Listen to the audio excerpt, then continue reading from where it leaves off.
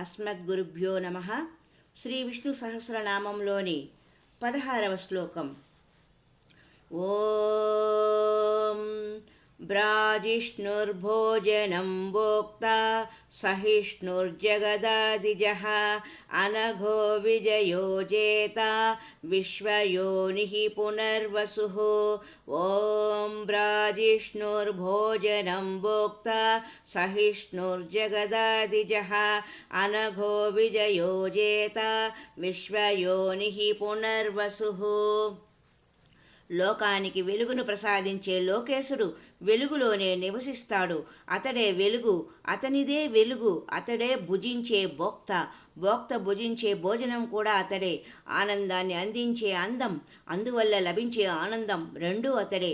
అతడే ప్రకృతి, అతడే పురుషుడు, అతడే భోజ్యం, అతడే భోక్త. అందరినీ మించినవాడు కాబట్టి అన్నింటినీ సమీపించే మహనీయుడు, ప్రపంచానికి మూలకారకుడు. పాపానికి అతనికి పొత్తు కుదరదు. పాపాలను పారద్రోలి పరమ నికృష్టమైన పనులను కూడా పరమపావన భావనతో స్వీకరించగల ఔదార్యం అతని జయ విజయాలకు ఆధారం. ప్రపంచంలో ప్రతి అణువులో మంచినే చూడగల మనస్వినికి పరాజయం ఉండదు. అతనిదే విజయం. అతడు నిజమైన జేత. విశ్వమంతా అతని సంకల్పం నుండే ఉదయిస్తుంది. ఉదయించిన ప్రతి చైతన్యం లయిస్తుంది. కానీ లయించిన లావణ్యం మళ్ళీ ఉదయించక మానదు. ఉదయానికి లయానికి మూలం అతడే.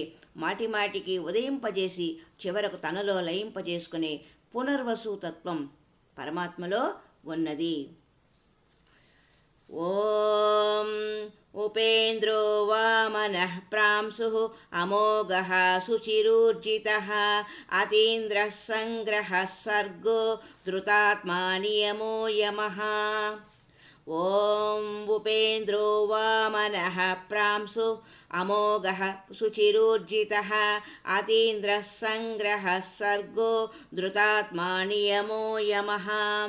సకల చరాచర జగత్తును క్షణములో తనలో లీనం చేసుకొని మరుక్షణములో మళ్ళీ ప్రవహింపచేయగల జగత్ప్రభువు వామనావతారంలో ఇంద్రునికి సోదరుడుగా జన్మించాడు.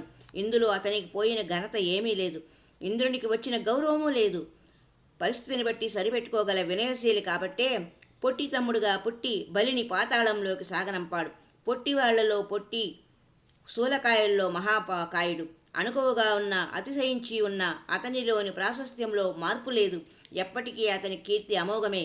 అతని పవిత్రత, పరాక్రమం ఎన్నటికీ అంకుటితం. ఒకప్పుడు ఇంద్రుని తమ్ముడిగా ఒదిగి ఉన్న వామనుడు మరొకప్పుడు ఇంద్రుని అతిశయించిన అతీంద్రుడవుతాడు. అతీంద్రియమైన అనుభూతి ఆత్మకు గుర్తు. పరమాత్మకు ఉనికి, యమ, నియమాది సాధనలతో, ఆత్మ సంయమనంతో అంతరాంతరాలలో ఒదిగి ఉన్న ఆత్మను దర్శించిన మహాత్ములకు సృష్టి స్థితి లయాల రహస్యం తెలుస్తుంది. తాను చేసిన సృష్టిని తనకు కావలసినంత వరకు నెలకొల్పి తాను సంకల్పించిన ప్రయోజనం నెరవేరగానే తనలోనే లీనం చేసుకునే పరమేశ్వరుని మాయా ఇంద్రియ పరాయణులకు బోధపడదు. దానికి అతీంద్రియ భావనా శక్తి అవసరం. అది ఆత్మపరాయణులకే సాధ్యం. హరి ఓం తత్సత్. ఓం నమో నారాయణాయ. ఓం నమో నారాయణాయ. ఓం నమో నారాయణాయ.